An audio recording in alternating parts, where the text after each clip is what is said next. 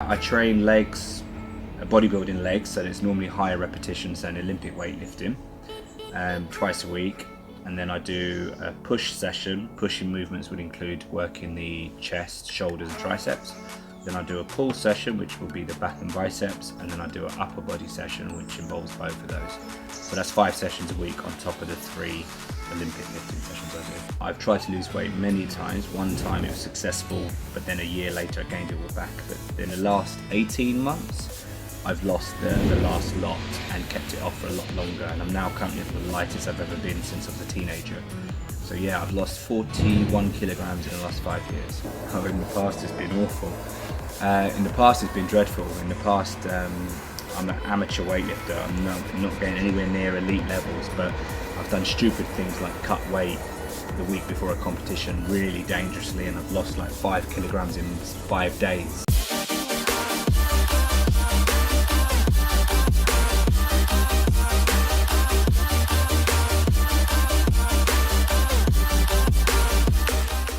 You alright, Shaf? How are you?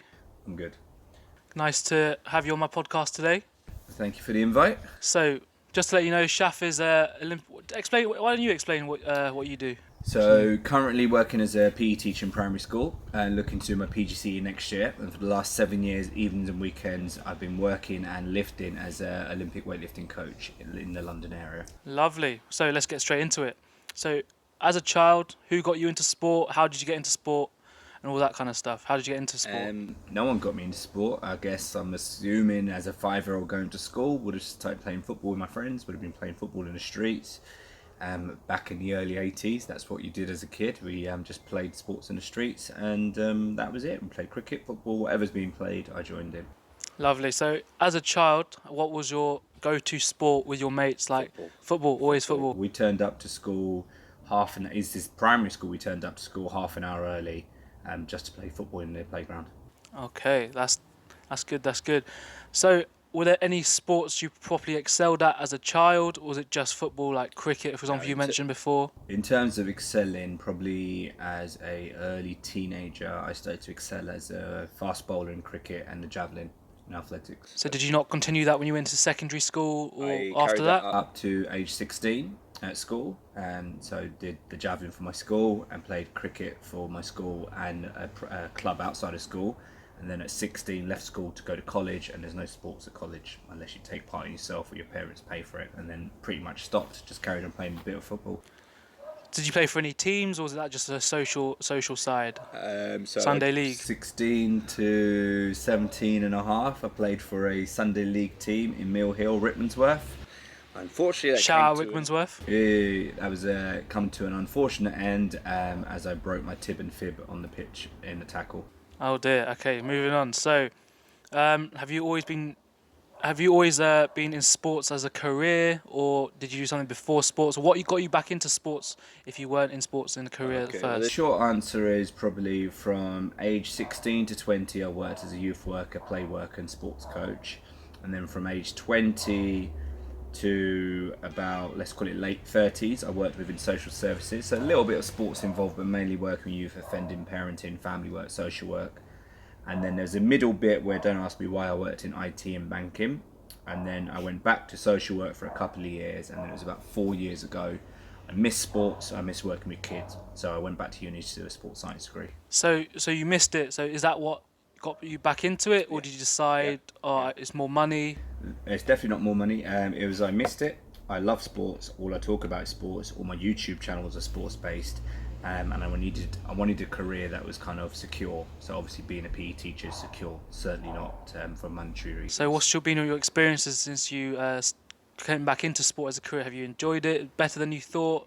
What are your kind of experiences with that? It's been good. Definitely a good decision on my behalf. There's lots of things I'd like to implement myself. I don't think I'm in the right country to do that. Unfortunately, the countries that probably are 10 years ahead of us would be quite hard to get a job, but What countries are those in your mind? America and Australia are far ahead of us when it comes to strength and conditioning and development for children, not just for adults, just for children. We're quite behind as the UK. So why would you not want to go there? As you said it was difficult. How? Have you done the research for that? A little bit of research, very hard getting, not citizenship, sorry, getting entry into an America. I'm in my mid-40s now, so that'd be quite difficult. But I've heard a few areas in South of USA, that actually kind of value experience. So once I'm qualified, I will see what opportunities there are. So you mentioned previous jobs before you came back into sport. What were the jobs that you enjoyed the most, enjoyed the least? Tell me about the experiences about I definitely about that. enjoyed working as a family support worker in Camden, because that actually allowed me to work with the parents as well as the children, because it's all well working with the children, but they then go home to a family that don't implement the same boundaries. It's very difficult. And then I use my sports background, I use football, I use other sports to actually bring some of those children together and get them doing activities that didn't involve stealing mopeds. What was the worst one? Worst what? Sorry. Job. The worst job. Or would you say there wasn't really a worst one? It's not a worst one, but in terms of brain numbing, it would have to be when I worked for a French bank as a business analyst. That already sounds complicated. No, it wasn't. No? It was basically data entry, and by lunchtime I'd already done the work, and I spent the rest of the afternoon just doing training plans. So from playing football as a 16, 17-year-old and playing Sunday League, what sport is your sport now, and do you coach that sport, or tell me about your sporting life now? Unfortunately, after that, once I recovered from the fracture, I didn't do any sports. Just went to the gym, did a bit of boxing. Did you miss playing sport? I missed playing football, but I was too scared to go back, and I'd gained loads of weight, so I was in no condition, so I never went back. I did miss it, tried to do it a few times, but I was too heavy by then. Would you take it up now? No. I'd love to, actually. So I say no straight away. I'd love to, but right now, because the last 6-7 years I've been doing Olympic weightlifting, it takes up so much of my time, and then it takes a lot longer to recover now, 20 years older. Tell me all about your Olympic weightlifting. So actually, ironically, the short answer is I found a gym in Watford because I was bored at normal commercial gyms. At the time I started training for a triathlon because I was really overweight, so I thought it'd help me lose weight. Ended up joining a gym that actually did strongman training like they do in the World's Strongest Man you see over Christmas. And halfway through the triathlon training, I realised that triathlon training is not really for me. I'm huge, I'm struggling to do the running, started doing strongman, and then that's what led me to Olympic weightlifting. That's interesting. So now, obviously, you participate in Olympic weightlifting. I'm led to believe that you coach Olympic weightlifting as well. Yeah, so I've been coaching for the last 5 years in different clubs around London. So currently coaching in Gym Box in Farringdon and a gym in Feltham.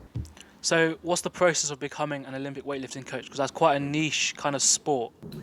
Well, essentially, almost anyone can apply to the level 1. However, my journey was I did Olympic weightlifting 4, 5, 6 times a week for about 2 years, and then one of the owners said, look, we need to take on more coaches. We think you're a really good coach. We could turn you into a good weightlifting coach. So I did my level 1, level 2. Ironically, the guy who did my level 1 and level 2 is now my own coach, and I do a lot of work for him. So that's how I fell into coaching. So you say level 1 and level 2. For those that don't understand the levels in Olympic weightlifting, for example, myself, for level 1 Olympic weightlifting, what is the process of getting that qualification? So it's not too far away from what other sports NGOs, national governing bodies have, where they have a level 1. It's kind of like an introduction to the coaching, prepare you to be able to teach the fundamentals to a basic group. And that's essentially what level 1 is, entry level. You know, you go through the snatch movement, the clean and jerk movement, and go through how to pick up points when people are lifting, how to help them progress, and blah blah blah. So just back it up a bit, the snatch and clean and jerk, for those again that don't understand, this is, most of my viewers may not understand. Yeah. So just talk me through the difference between a snatch and a clean and jerk kind of coaching. Olympic weightlifting has 2 movements. You used to have 3 back in the days, but we won't worry about the third one because it's 2021, I believe. So the snatch movement is where you have a Olympic weightlifting bar, so it's 20 kilograms for men, 15 kilograms for women, and that's to do with kind of hand circumference, not that they can lift more. You would place your hands fairly wide grips, and then from the floor to above head, you would do a snatch in one movement, and then you try and lift as much as you can. You will have 3 snatch attempts that you can do. Then you would have a short break and you go and do clean and jerk. So that's the one that most people will probably recognize. That's where your grip will be more kind of like a deadlift.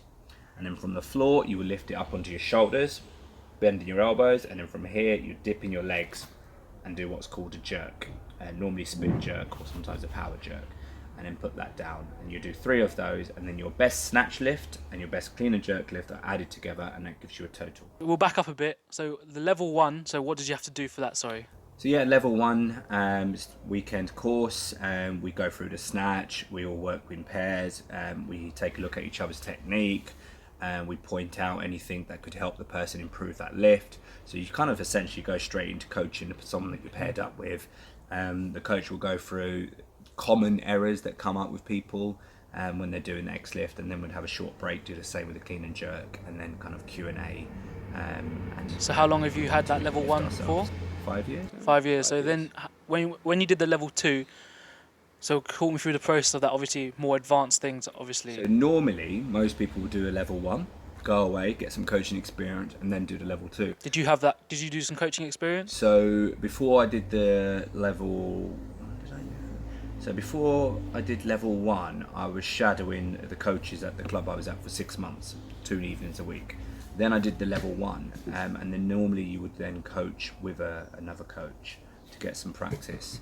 But ironically, actually, they had a place on the level 2 the following weekend, and the owner of my gym just pushed me into it and told me to do that. So I actually did my level 1 and 2 weekend consecutively. Are there any more levels to take? Yeah, at the moment, looking at releasing a level 3, which will look at more competition preparing. And how to coach at competitions, how to prepare athletes, and what to do on the day, and how to run the scoreboard, and how to adjust numbers and be tactical. So you talk about coaching, but obviously you are an Olympic weightlifter yourself. Well, Have you got amateur, Amateur very low weightlifter. level. Well, big yourself up a bit. Big yourself up a bit. You got to do that. So have you got any competitions lined up for yourself? How many times do you train a week? We'll stick to the how many. Have you got any competitions lined up in the near future? I just in the last 24 hours booked myself onto my first competition in 2 years. Okay. So that's the Southern Masters competition, because I'm over 35, so I can qualify for Masters in November, and that'll be in Bethnal Green. But before then, I was doing 3 or 4 a year. Okay. Are you looking forward to it? Are you a little nervous? No, I'm looking forward to it. I'm very good when I have a target and a goal, and now I've got something to train for rather than just training for the sake of, oh, it's my gym day. Okay. So with your training, talk me through, for example, one day you go to the gym, or for example, what's your training process? Yeah, I mean, if we talk about Masters lifters, because obviously it's very different when you're 21 years old and you can recover. So for most masters, they'll train anywhere between 2/3 to 5 sessions a week. It depends on what they're able to handle, how much they work, what kind of job they do. With me, I've just found I can only handle 3 Olympic weightlifting sessions a week, physically in terms of recovery. So I stick to 3, but in between that, I do bodybuilding to help me keep my joints and my ligaments strong. So your Olympic weightlifting sessions. So talk me through the moment you get there to the moment you leave the session. What does that entail? Because obviously, my channel's mostly football. Yeah, I know football training, but Olympic weightlifting's a bit different. So just talk me through what that involves. Yeah, I mean, everyone's program will be very different. You can follow generic programs, but because I'm only training 3 times a week. You got one specific to you, or is it generic? Yeah. So my coach programs for me on a weekly basis. So nobody else is doing my program because it's catered towards my ability and my level and my restrictions. Because obviously my range of motions can be different if you've got a gymnastics background, which I don't, obviously. Why is that obvious though? Well, some of us might not know that. Well, because I haven't recorded my forward rolls and table rolls, that's why. I'll keep that off the YouTube. So for me, because I'm training 3 times a week, more than often I'll do both lifts. I'll do some sort of squat, whether it's a back squat or front squat, to make sure my legs are strong enough for the Olympic weightlifting. And then I'll do some sort of pulling movement from the floor, just to make sure my lower back and upper back is strong. And then occasionally in the sessions, there'll be different variations of the snatch and clean and jerk, so you don't always lift it from the floor, so you get stronger in your weaker areas. So for some people it might be starting the bar at above knee or mid shin or from the hip, and it just depends on where you're struggling and where you're not. So what are the areas that, for example, you need to work on, would you say? I think for me, to keep it short, is really just getting back into the mode of lifting and improving my technique, where I had a 2-year gap of being on my own and not being able to lift because the gym's closing. So with me, the main focus is maintaining strength because I've lost a lot of weight, and continuing to improve my technique, because that's probably the thing that's lacking the most. So with Olympic weightlifting, you normally find kind of like a bar, and people's strength is normally very good unless they've never done strength training, and the technique is kind of at one end, and you kind of want the technique to be closer to the strength, because there's no point getting really strong but your technique's rubbish, because at a certain point you won't be able to do a snatch because it's a very technical lift, no matter how strong you are, if you don't get the technique right. You said you lost a lot of weight. So from when was it that you wanted to decide that you wanted to lose all that weight till now? So how long ago was that, and how much weight have you lost? So once again, with my experience being so long, I try and keep the answers kind of short. So I've kind of pretty much been overweight for my whole adult life. So let's call that age 20 to 40. So I'm 43 at the moment, and that weight has ranged. Still a spring chicken, mate. No worries. That has ranged from anywhere from 105 kilograms at my biggest at 124. I've tried to lose weight many times. One time it was successful, but then a year later I gained it all back. But in the last 18 months, I've lost the last lot and kept it off for a lot longer. And I'm now currently at the lightest I've ever been since I was a teenager. So yeah, I've lost 41 kilograms in the last 5 years. So wow. For people with old money, that's 6 stone. So I think it's very impressive that you've lost a lot of weight. So with the bodybuilding sessions, what does that entail? Does that just going to the gym and lifting whatever you want, as in like doing whatever? Well, talk to me through the process. Is that another plan that your coach has given you? So I've got another coach who's been helping me since December with my nutrition, and then he also wrote out a bodybuilding session plan. Obviously I've done bodybuilding since I was 14 years old, but sometimes it's nice to follow someone else's plan because it's easier. So with that, I train legs, bodybuilding legs, so it's normally higher repetitions than Olympic weightlifting, twice a week.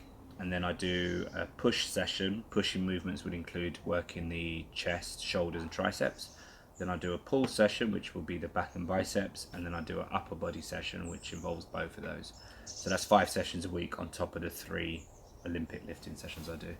That's a lot. So do you enjoy the bodybuilding more or the Olympic weightlifting more? If I had to pick the two, I'd pick Olympic weightlifting, but the bodybuilding for me is quite therapeutic because it's calm, it's sitting down in a machine, just pressing or pulling. Olympic weightlifting involves so much more mentally and physiologically in terms of the actual sport, that I consider that my sport, and bodybuilding almost like yoga for me. Do you like the challenge of Olympic weightlifting? Yeah, because I have struggles with it because of my range of motion, and I'm coming to the sport at 36. Most people at the moment are doing Olympic lifting and starting as teenagers. I came in as a master, so I enjoy the challenge. It's not something. So what made you take Olympic weightlifting specifically at the age of 36? Was anything? I was doing strongman, and I wanted to improve and get stronger and more powerful in strongman. So I read an article that said doing Olympic weightlifting helps you be more explosive in your overhead strength and generally more explosive. So I thought, oh, that'd be good. That would be helpful for my strongman training. So I tried it, fell in love with it, and that was it. Nice. So obviously you got competitions coming up, and that's serious. So what's your diet like leading up to competitions? Oh, in the past it's been awful. In the past it's been dreadful. In the past I'm an amateur weightlifter. I'm not getting anywhere near elite levels, but I've done stupid things like cut weight the week before a competition really dangerously, and I've lost like 5 kilograms in 5 days. That's what mixed martial arts fighters do. And that's what I used to do. I don't do that anymore because now I've lost all the weight I need to, so I don't need to do any cutting. So now I would just keep it the same. And I'm pretty much at the weight I need to be in for November competition, so I would just carry on eating as normal. So eating as normal for you is, just explain to me what. So for me, normal would be a breakfast, lunch and dinner, and there'd be a decent amount of carbs in most of those meals, decent amount of protein in most of the meals, vegetables in the appropriate meals, and some good fats. And that's it really, quite simple meals really, and just add a bit of sauce to give them a bit of spice. So what is it that you eat? So if, for example, if I wanted to get into like your routine, tell me what would you eat? Okay, so this is what I eat, but that doesn't necessarily mean it's what everyone should eat, because everyone's food tolerances are different, but also the amount of food they would eat. So typically, today is a perfect example. I had porridge for breakfast with some berries and protein powder and egg white omelette. Lunchtime, I had some brown rice, some beef mince and steamed green beans. And in the evening, I'll have some chicken, white rice, some Nando sauce, that's important, and some green beans. So is your diet always like that, or is that just in competitions? I'm OCD, so that's pretty much what I've been eating since December. Wow. 7 days a week. So you don't eat anything else apart from that? Sometimes on Saturdays we'll go out. No little treats or anything? Yeah, sometimes on Saturdays I'll like I'll have a treat, whatever is available. I won't go out hunting. I've stopped I used to plan my Saturdays and it used to go out of control and end up eating too much. So now I just enjoy my evening, and wherever we are, we choose to eat somewhere. How do you split up your training? Because obviously you got your Olympic weightlifting, you got your bodybuilding, and I know you got your cardio sessions as well. Yeah. So talk me through, for example, today. So what would you do first? What would you do last at the end of the day? Also, what have you got planned? I mean, the reason why I'm doing so much cardio at the moment, because obviously I've been on the weight loss and fat loss, so I'm just coming to the end of that. So there's not a lot to go, but it still requires me to work a bit harder. So once you've reached that goal, Yeah. would you treat yourself to what's your favourite food? Oh right, yeah. Well, the problem with that, pizza's my favourite food. Is I don't know when the end will be. So at some point I'll have a pizza, but I kind of I'll have it whenever I want to, really. Because I think if I put a date to it, then I'll put too much pressure on it. And I've tried that in the past, and for me, it doesn't actually work. So if I want to have a pizza, I'll have one. But yeah, I'll just probably maybe in a couple of months' time. But yeah, at the moment, my current plan is 1 hour cardio 7 mornings a week. So I do that when I wake up. So depending on what's my plan for the day will depend on how early I wake up. So when I was working at sports camp in the summer, I was waking up at 6 in the morning to get my 1 hour cardio in and then be at work before 8:30. Oh wow, okay, that's tiring. And then obviously foods during the day, and then Monday to Friday evenings around about 5:30 I'll do my weight training or bodybuilding. Saturday evenings I don't train, Sunday evenings I don't train. Okay, so you mentioned that you are a sports coach and you've been in summer camp. What qualifications apart from the Olympic weightlifting level 1 and 2 do you have? So I got my level 1 in football, twice. I did it back in '97, but apparently I had to do it again because it's a long time ago. So I got my level 1 in football. I've got introduction to gymnastics. I can't remember, there's another sport that I've got that I've completely forgotten. I think it might be basketball. I had plans to do more, but lockdown killed those plans. So I still intend to cover sports that I'm not strongest at. So I definitely like to do netball. Cricket is a sport I've always loved doing, so I'd like to get level 1 and 2 in cricket. And then I'd want to try some sports that, I don't know, like skateboarding or something like that. I can't skateboard, my balance is awful, but I would like to kind of just push myself and do something that I'm not good at. So just have something else as another string to my bow as a coach. So with your competitions coming up, I'm led to believe that Olympic weightlifting's got weight classes. Obviously not everyone can lift. If, for example, a 105 kilo guy can't... So it's fair. Yeah, so it's fair. So what weight do you lift, and what's your PBs, and what do you aspire to lift to? So there's quite a lot of weight classes. They changed a little while ago, and that was the International Weightlifting Federation's plan to eradicate drugs within the sports. Hasn't really worked, but that's a whole different podcast. But yeah, there's lots of You can different come weight- back on that one if you want. There's a lot of different weight categories. Initially, I found it very helpful to help me lose weight, because I'd think, okay, well, there's a weight category that's a bit more healthier, so I'd aim for that. And then eventually with the weight cutting that what I was doing, which was crazy, saunas and not eating food and not drinking water, it became a bit dangerous. So the best advice my coach gave was just lose weight, get fit, be happy, and then do what weight class you fall into naturally at that point. And since that So advice, you don't cut weight anymore to no more. I used to very badly. My last competition was 2 years ago, and I threw up 5 minutes before my first lift because I'd done a very bad weight cut. How very did you cut the dangerous weight? cut. So what was your But I the don't want process? to give anyone any stupid ideas. So I'd followed a formula that I'd found on an MMA website. Right. But MMA and weightlifting are very different. Yeah. And the short version is I lost 5 kgs in 5 days, and I did it very dangerously by reducing all my carbs. And on the day before the competition, I pretty much stopped eating by lunchtime, and by the evening I stopped drinking fluids. And I'd been in sauna for about 2.5 hours throughout the day. Oh wow. Okay. And that's how I made weight. And then a couple of hours later, I was sick. 2 minutes before I was supposed to lift. So how did you do in that competition? So in Olympic weightlifting, when you miss 3 lifts, either snatch or clean jerk, it's called you bombed out. Right. I missed all 3 snatches. Okay. It's I a see. weight that I 3 weeks before that had done for 5 repetitions. So you're never going back to weight cutting again? If I do, I'm pretty sure my coach would chop my legs off.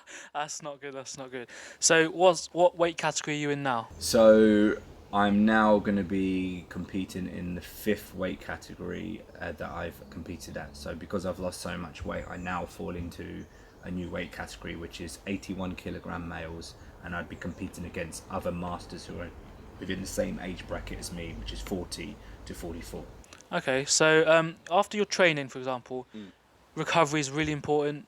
How would you say you recover? Most effective way for me generally is obviously what I'm doing. The Olympic weightlifting kind of taxes your central nervous system a lot more than bodybuilding.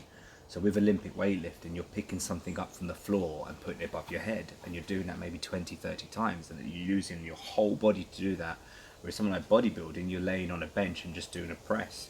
So I actually find the bodybuilding actually a really good way of recovering for the Olympic weightlifting. So I kind of almost see the Olympic weightlifting as heavy training and the bodybuilding as light in comparison. And I have Sundays off. I just eat well. I sleep 8 hours a day without fail. That's quality. You need to when you're a little bit older and you're training this much. But yeah, I think I'd put it down to my food, stress levels, hydration and sleeping. Okay. So with your coaching, level 1 and level 2 Olympic weightlifting, how many nights a week do you coach?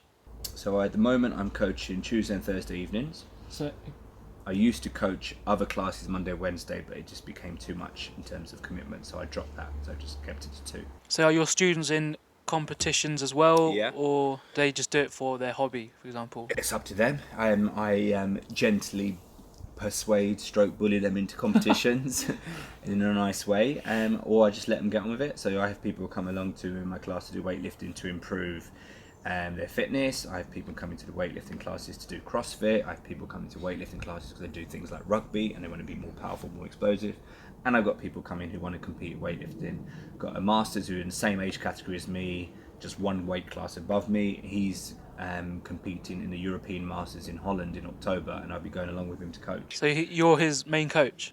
I'm his coach. Have you- Any of your students have competitions recently? How have they done? He had a competition. You can shout. You can shout some of them out if you want. Yeah, I don't know if he'll. Actually, he is on Instagram. So Mohammed, who trains at a Tribe One gym on a Tuesday, Thursday, 4 weeks ago, did a competition, did really well, and then a weekend ago, got a PB on his snatch, got a PB on his clean and jerk. Well so done. He's doing brilliantly, and we've got. Head coach. That's you. No, that's his hard work and his mobility. His mobility is phenomenal.